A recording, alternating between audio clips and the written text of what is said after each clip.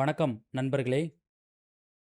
இன்னைக்கு நம்ம பார்க்க போற விஷயம் என்ன அப்படின்னு கேட்டிங்கன்னா, இஎஸ்ஐக்கு ஃபோட்டோஸ் சைஸ் என்ன? அது எப்படி நம்ம ஃபோட்டோஷாப்ல ரெடி பண்றது? அப்படிங்கிறத பார்க்க போறோம்.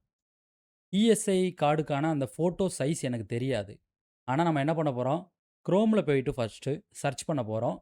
அந்த அளவு என்னங்கிறத பார்த்துட்டு ஃபோட்டோஷாப்ல நம்ம ரெடி பண்ண போறோம். இப்ப நான் வந்து குரோம்ல என்ன பண்றேன், இஎஸ்ஐ ஃபோட்டோ சைஸ் இன் இன்ச்சஸ் அப்படின்னு போடுறேன். இஎஸ்ஐ ஃபோட்டோக்கான அதாவது இஎஸ்ஐ கார்டு அப்ளை பண்ணுறதுக்கு ஃபோட்டோ சைஸ் என்ன வேணுங்கிறத போட்டிருக்கோம். இஎஸ்ஐ ஃபோட்டோ சைஸ் ரெக்யூர்மென்ட் அப்படின்னு போட்டு இதில ஃபேமிலி ஃபோட்டோ நீங்க வைக்கிறீங்க அப்படின்னா 6க்கு 4 இன்ச்சஸ்ல இருக்கக்கூடிய சைஸை யூஸ் பண்ணிக்கலாம். அதாவது நம்மளுடைய மேக்ஸி பிரிண்ட் அப்படின்னு சொல்லுவோம் பார்த்தீங்களா, அந்த சைஸு.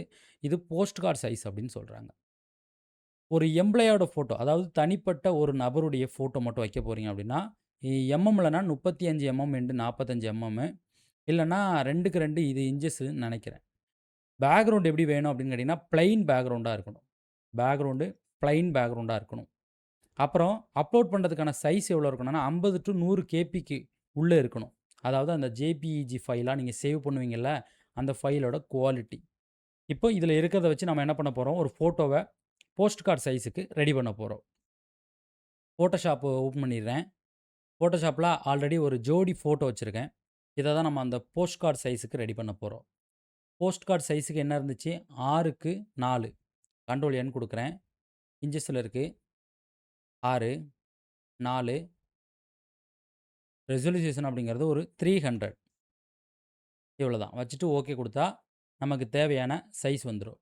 இதுக்கப்புறம் என்ன பண்ணிக்கலாம்னு கேட்டிங்கன்னா, இந்த படத்த அப்படியே ட்ராக் பண்ணி இங்க போடுங்க.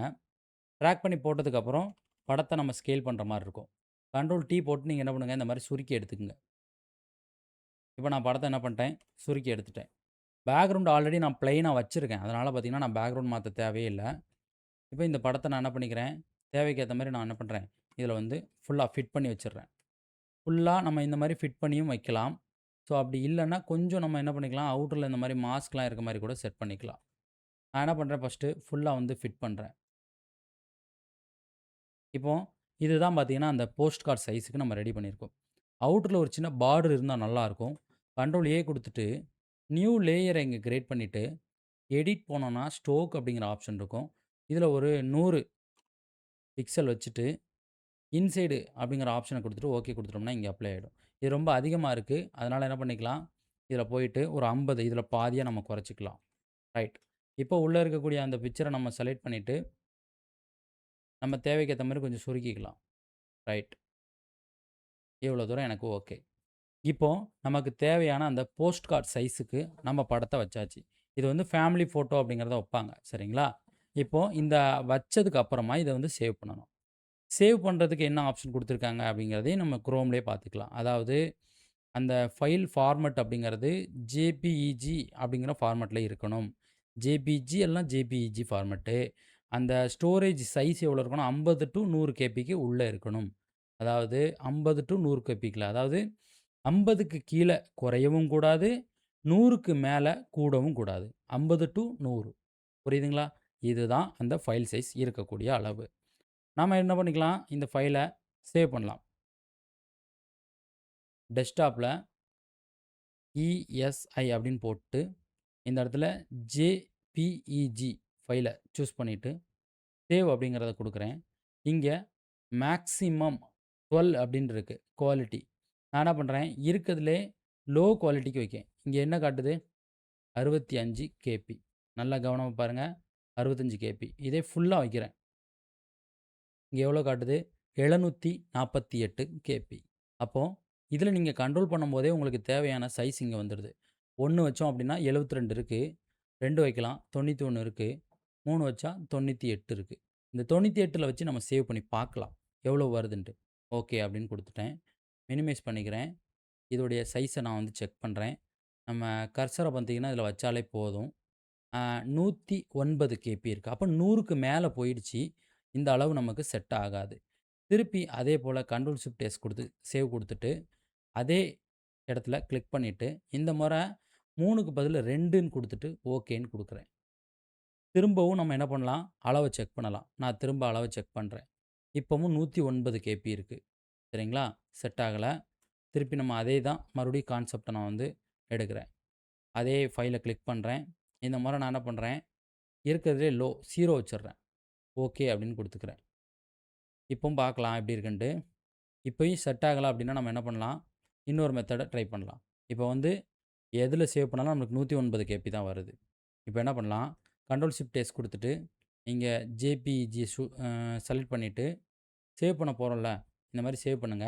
இந்த பாக்ஸ் வரும்போது இதில போயிட்டு என்ன பண்ணுங்க, இந்த 56.6 கேபிபிஎஸ் அப்படின்னு இருக்கக்கூடிய ஆப்ஷன 28க்கு மாத்திட்டு, அதுக்கப்புறம் சேவ் பண்ணி பாருங்க. இப்போ நமக்கு அந்த ஆப்ஷன் வந்து சேஞ்ச் ஆயிருக்காங்கிறது தெரிஞ்சிரும். இப்போ நம்ம என்ன பண்ணிக்கலாம், கர்சர வச்சு செக் பண்ணி பார்க்கலாம். இப்போ பாருங்களேன், நமக்கு 76 கேபிக்கு நம்ம ஃபைல கொண்டு வந்தாச்சு. இவ்வளோதான். ஒரு ஃபைல் அப்படிங்கிறத நம்ம என்ன அளவு வைக்கணுங்கிறத குரோம்ல பார்த்து தெரிஞ்சுக்கிட்டோம். போஸ்ட் கார்ட் சைஸ் அப்படிங்கிறது. அதே போல ஒர்க் பண்ணி எப்படி சேவ் பண்றது அப்படிங்கிறதையும் தெரிஞ்சுக்கிட்டோம். சரிங்களா? இதுதான் இந்த இஎஸ்ஐ கார்டுக்கான ஃபோட்டோவுக்கான அளவு. ஒருவேள நான் சொல்ற அளவு தப்பா இருந்தாலும், நீங்க இஎஸ்ஐ கார்டு அதிகமா பிரிண்ட் பண்ணி குடுத்துருக்கீங்க. அதுக்கு என்ன அளவு வச்சிருக்கீங்க அப்படிங்கிறத கண்டிப்பா கமெண்ட் பண்ணுங்க. சரிங்களா? நம்ம சேனல்ல நெறைய பேர் வீடியோ பார்க்குறீங்க. ஆனா கமெண்ட் அப்படிங்கிறத யாரும் பண்றதில்ல. கமெண்ட் பண்ணுங்க. இப்போ நம்ம வந்து குரோம்ல பார்த்து நான் வந்து சைஸ் சொல்லியிருக்கேன். கூகுள் சர்ச் பண்ணி. இல்ல இந்த அளவு நான் வச்ச அளவு தப்புன்னு வச்சுக்கங்களேன், தாராளமா சொல்லுங்க. நான் வந்து போஸ்ட் கார்ட் சைஸ் பிரிண்ட் போட்டு குடுத்ததில்ல. இந்த இஎஸ்ஐக்கெல்லாம். இப்ப இது தப்பு அப்டின்னா, கண்டிப்பா நீங்க என்ன பண்ணுங்க, அளவு இந்த அளவு இல்ல. இதுக்கான அளவு இதுதான். நான் இத மாரி பிரிண்ட் பண்ணி குடுத்துக்கிட்டு இருக்கேங்கிறத கண்டிப்பா கமெண்ட் பண்ணுங்க. நான் பார்த்து தெரிஞ்சுப்பேன். பார்க்குற மற்ற நண்பர்களுக்கும் அது பயனுள்ளதா இருக்கும். புரியுதுங்களா? ஆ ஒரு நல்ல விஷயம். நான் இப்ப கூட ஒரு கமெண்ட் பார்த்தேன். நம்ம ஒரு வீடியோ வந்து ஒரு புக் டைப் ஆல்பத்த பத்தி வீடியோ போட்டிருந்தோம். அதுல ஒரு நண்பர் வந்து போட்டிருக்காரு. இப்ப தான் போட்டிருக்காரு. கமெண்ட் நேத்திக்கு போட்டிருப்பாருன்னு நெனைக்கிறேன். ரொம்ப நன்றி. ஏன்னா, நான் அதில சொல்லியிருக்க விஷயம் என்னன்னு கேட்டீங்கன்னா, புக் டைப் ஆல்பம் என்னென்ன இருக்குங்கிறத போடுங்க அப்படிங்கிறத ஒரு விஷயத்த சொல்லியிருந்தேன், ஒரு வார்த்தையா. அந்த வீடியோ பார்த்துட்டு முழுமையா அந்த நண்பர் வந்து ஒரு கமெண்ட்ல டைப் அடிச்சிருக்காரு. அதாவது 16க்கு 12 அப்புறம் பார்த்தீங்கன்னா, 18க்கு 12 இந்த 2 அப்புறம் பார்த்தீங்கன்னா, 14க்கு 24 15க்கு 24 16க்கு 24 17, 18 இந்த மாரி 18க்கு 24 இந்த மாரி அந்த புக்கு டைப்பு இருக்கக்கூடிய ஆல்பத்துக்கான அளவுகள சொல்லியிருக்காரு. சரிங்களா? இது ரொம்ப நல்ல விஷயம். ஏன்னா, அத பார்த்ததுக்கப்புறம் எனக்கு இந்த ஆல்பங்கள்ல நான் பெரும்பாலும் 18க்கு 24 16க்கு 24 புக் டைப் மட்டும் தான் ஒர்க் பண்ணிட்டு இருந்தேன். பட் அவர் சொன்னதுக்கப்புறம் அதில இவ்வளோ அளவுகள் இருக்கு அப்படிங்கிறது எனக்கு தெரிஞ்சுக்கிட்டு. இதேபோல மற்றவங்களும் அத பார்க்கும்போது கண்டிப்பா புரியும். அதனால தயவுசெய்து உங்களுக்கு தெரிந்த விஷயங்கள ஒரு கமெண்டா போட்டீங்கன்னா, பார்க்க நண்பர்களுக்கு ரொம்ப உதவியா இருக்கும். சரிங்களா? ஓகே நண்பர்களே!